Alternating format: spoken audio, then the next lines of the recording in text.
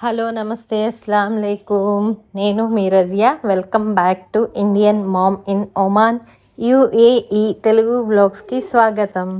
చాలా రోజులు అయిపోయిందండి నేను లాంగ్ వీడియో పోస్ట్ చేసి. వీడియోలు జోలికి రాలేదు ఎందుకంటే నాకు మైగ్రేన్ హెడేక్ చాలా ఎక్కువైపోయిందండి. చాలా ప్రాబ్లం ఫేస్ చేశాను మైగ్రేన్ వల్ల. ఇక్కడ ఎన్ని హాస్పిటల్స్లో తిరిగినా కూడా, ఎన్ని మెడిసిన్స్ యూస్ చేసినా కూడా ఆ మైగ్రేన్ అనేది తగ్గట్లేదు. అల్హమ్దులిల్లా ఇండియా వచ్చిన తర్వాత ఇంకా చూపించుకోవాలి అని చెప్పి ఫిక్స్ అయ్యాను. మెడిసిన్ యూస్ చేస్తున్నాను. స్టార్టింగ్లో ఆ మెడిసిన్ యూస్ చేసేటప్పుడు అసలు నిద్ర వచ్చేది కాదు. ఇంకా మైగ్రేన్ అంటే ఎలా ఉంటుందో తెలుసు కదా. హెడేక్ బాగా వచ్చేసి వామిట్ సెన్సేషన్, వామిట్స్ అయిపోయి అసలు ఎలాగో ఉండేది. స్టార్ట్ చేశాను యూట్యూబ్. మళ్ళీ ఎందుకు బ్యాకప్ ఇవ్వాలి అని చెప్పి, నెవర్ గివ్ అప్ అని చెప్పి మళ్ళీ కంటిన్యూ చేద్దామని చెప్పి మళ్ళీ కంటిన్యూ చేస్తున్నాను. మేమైతే బాగానే ఉన్నామండి. ఈ యూఏఈ షిఫ్ట్ అయిన తర్వాత, ఈ ఇంట్లోకి షిఫ్ట్ అయిన తర్వాత అసలు ఒక్క వీడియో కూడా పోస్ట్ చేయలేదు. వీడియోస్ అయితే చేసుకుని ఉంచుకున్నాను, కానీ ఒక్క వీడియో కూడా పోస్ట్ చేయలేదు. మాకు ఇక్కడ యూఏఈలో చాలా గందరగోళాలు జరిగినాయి కదా, అవన్నీ కూడా ఇప్పుడు అల్హమ్దులిల్లా అవన్నీ కూడా ఏం లేవండి. ఇప్పుడు వార్ అనేది ఏం జరగట్లేదు. చాలా ప్రశాంతంగా ఉంది ఇప్పుడు వాతావరణం. రంజాన్ మంత్లో స్టార్ట్ అయింది కదా, రంజాన్ స్టార్ట్ అయ్యింది అని చెప్పి హ్యాపీగా స్టార్ట్ చేసుకున్నాం.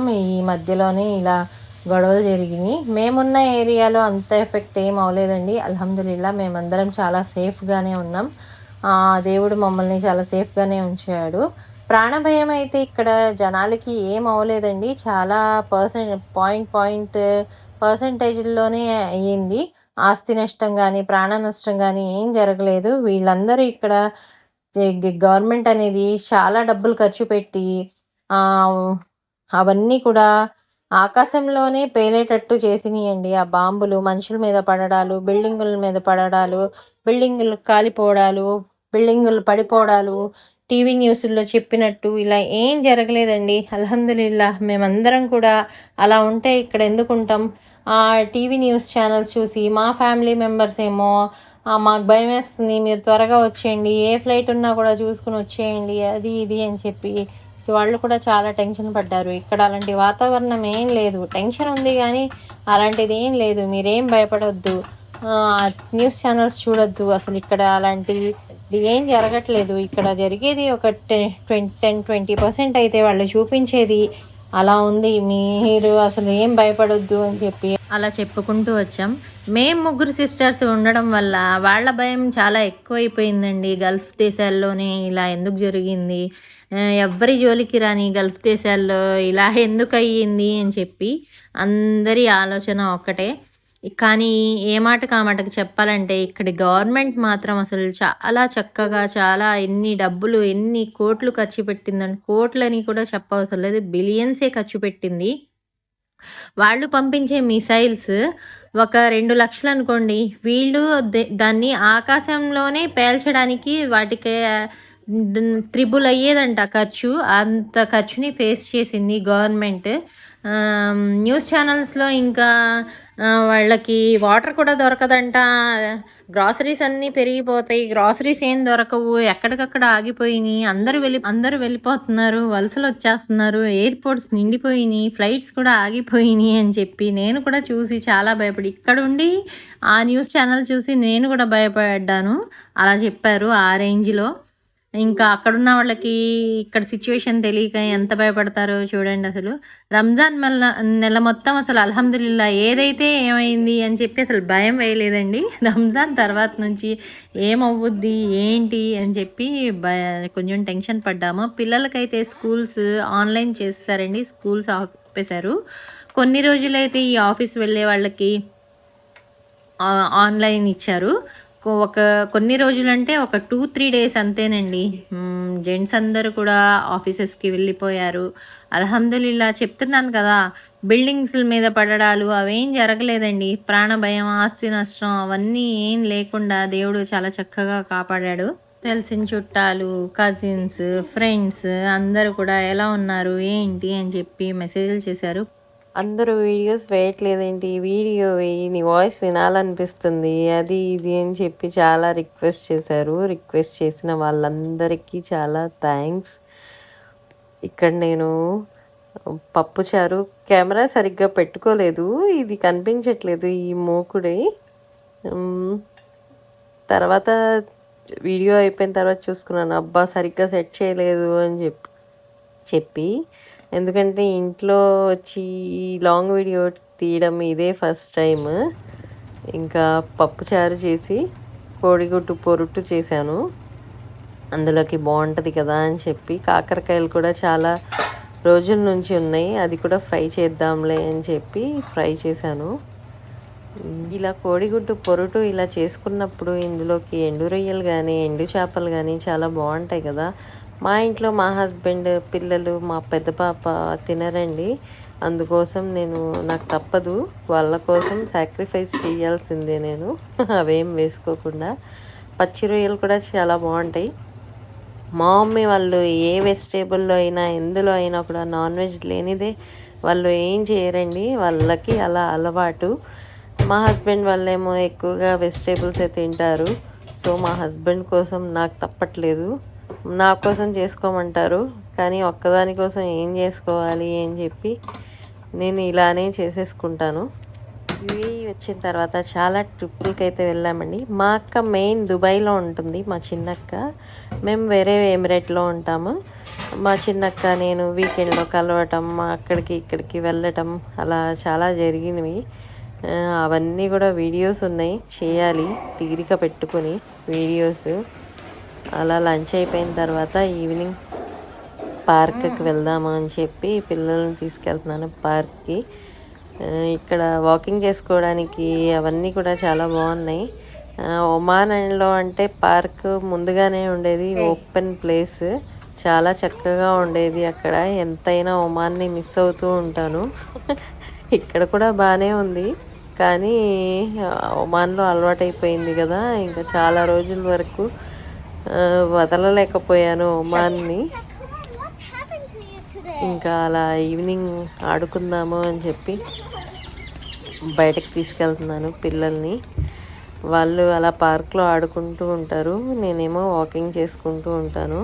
చాలామంది ఉన్నారండి ఇక్కడ ఫ్రెండ్స్, వాక్ చేసేటప్పుడు కలుస్తూ. ప్రెజెంట్ అయితే ఇక్కడ ఎండలు స్టార్ట్ అవ్వలేదు, ఇప్పుడిప్పుడే స్టార్ట్ అవుతుంది ఎండలు. ఖర్జూరం పూత వస్తుంది ఇప్పుడే. జూలై, ఆగస్ట్ బాగా ఎండలు ఉంటాయండి, అందుకోసం ఇక్కడ పిల్లలకి ఆ టైంలోనే సమ్మర్ హాలిడేస్, ఆ టైంలోనే ఖర్జూరం కూడా పండుతుంది ఇక్కడ. ఒమాన్తో కంపేర్ చేసుకుంటే యూఏఈలో కాస్ట్ ఆఫ్ లివింగ్ అనేది చాలా ఎక్కువ. రెంట్స్ కానీ పిల్లల స్కూల్ ఫీజెస్ కానీ ఏవైనా కూడా చాలా ఎక్కువ. ఆ రోజు కొంచెం ఎర్లీగానే వచ్చాము, సో పిల్లలు ఎవ్వరు రాలేదు బయటికి, ఎందుకంటే చాలా చల్లగా ఉంటుంది. ఇది నేను చాలా రోజుల క్రితం చేసిన వీడియో, సో అప్పటికి చాలా ఎక్కువగానే ఉంది చలి అనేది. అమ్మో, గల్ఫ్లో ఎంత ఎండ చూస్తామో అంత చలి కూడా చూడాలి. ఈ మేము ఉండే ప్లేస్లో అసలు చాలా చలి ఉందండి. అసలు వింటర్లో అయితే 10 degrees టెంపరేచర్, అసలు అమ్మో ఇంకా -degreesలో ఎలా ఉంటారో. 10 degrees 8 degreesకే అసలు చాలా ఇదిగా ఉన్నట్టు అనిపించింది నాకైతే. ఈ పిల్లలు పుట్టాక, ఈ డెలివరీస్ అయ్యాక ఈ చలంటే ఏంటో పడట్లేదు ఏమైపోయిందో బాడీ.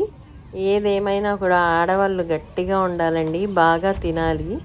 బాగా తిని గట్టిగా ఉంటేనే ఇంట్లో అందరూ హ్యాపీగా ఉంటారు. వాళ్ళ పిల్లల్ని చూసుకోవాలి, హస్బెండ్ని చూసుకోవాలి, చేసి పెట్టాలి వాళ్ళకి ఇష్టమైనవన్నీ. అంటే మన దగ్గర ఓపిక ఉండాలి కదా, అందుకోసం మంచి ఫుడ్ తీసుకుంటూ స్ట్రాంగ్గా ఉండాలి ఉమెన్ అనేవాళ్ళు. నాకైతే ఈ మ్యారేజ్ అయిన జర్నీలో తెలిసొచ్చింది ఇదే, ఎప్పుడు సిక్ అవ్వకూడదు ఏదో ఒకటి అని చెప్పి. ఉమెన్కి పవర్ ఎక్కువగా ఉండాలి పవర్ ఎక్కువగా ఉంటేనే ఫ్యామిలీ కూడా హ్యాపీగా ఉంటుంది. నా ఎక్స్పీరియన్స్లో చెప్తున్నాను. ఈ కమ్యూనిటీ సీనరీ అయితే అసలు చాలా బాగుంటుందండి, నాకు మెయిన్గా నచ్చింది ఇదే. సీనరీ. ఎప్పటికప్పుడు ఇక్కడ వర్కర్స్ అందరూ కూడా చాలా క్లీన్ చేస్తూ ఉంటారు. ఆ చెట్లు నాటడం, సీజన్ని బట్టి చెట్లు నాటుతూ ఉంటారు. ఇంకా క్లీన్ చేయడాలు అవన్నీ కూడా చాలా చక్కగా చేస్తూ ఉంటారు. గల్ఫ్ అంటేనే నీట్ కంట్రీ కదా, సో ఎక్కడున్నా కూడా చాలా నీట్గా ఉండేటట్లు చేసుకుంటారు. ఇంకా ఈవినింగ్ అలా వాక్ చేసుకుని పిల్లలు కొంచెం సేపు ఆడుకున్న తర్వాత అలా ఇంటికి వెళ్ళిపోతాము.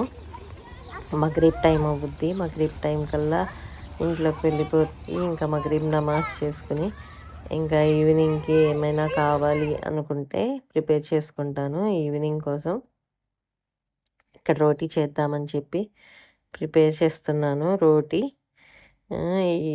నాకు ఎంటర్టైన్మెంట్ అండి.